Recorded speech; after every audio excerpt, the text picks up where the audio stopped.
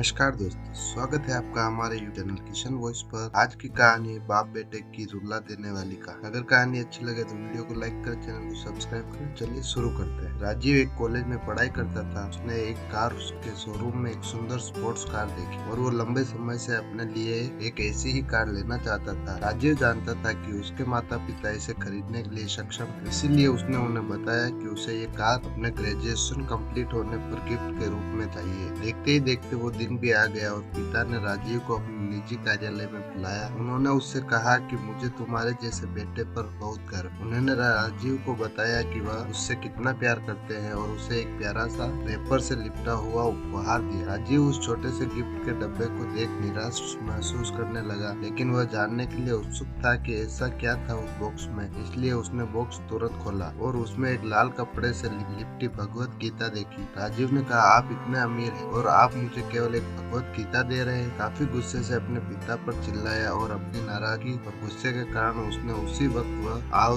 देखा न ताव तुरंत घर छोड़कर चला गया। समय बीतता गया, काफी साल बीत गए। राजीव अब एक सफल व्यवसायी बन चुका था। वह अपने जीवन में काफी खुश था। उसकी शादी भी हो चुकी थी और उसके 2 बच्चे थे। उनका परिवार एक सुंदर घर में रहता था, लेकिन उसके पिता के साथ टूटे रिश्ते के कारण उसकी आत्मा अभी भी आहत थी। राजीव अपने पिता का घर छोड़ने के बाद कभी उनसे मिलने नहीं आया। राजीव को उस दिन के बाद अपने पिता को न मिलने का पछतावा हमेशा रहने वाला, क्योंकि एक दिन उसे एक चिट्ठी मिली जिसमें उसके पिता के निधन की खबर और साथ ही ये बताया गया था कि उन्होंने अपने जीवन भर की पूंजी वसीयतनामा के अनुसार अब राजीव के नाम कर गए। अपने पिता की सारी संपत्ति विरासत में मिली। तब राजीव अपने पिता के घर पहुंचा और कुछ महत्वपूर्ण कागज की तलाश करने लगा और गलती से उसे वही भगवत गीता का उपहार लिपटा हुआ मिला, जिसे देख उसे फिर उसी उदासी का एहसास हुआ। उस गीता को उसने ऊपर से अच्छे से देखा तो उस पर अपने पिता की हैंडराइटिंग में कुछ लिखा था। उस पर लिखा था, कुछ कविता नुमा सा लिखा था, बेटा मैं खुद को बेचकर भी तुम्हारा हर सपना पूरा करूंगा, बस तू सपने जरा बड़े देखना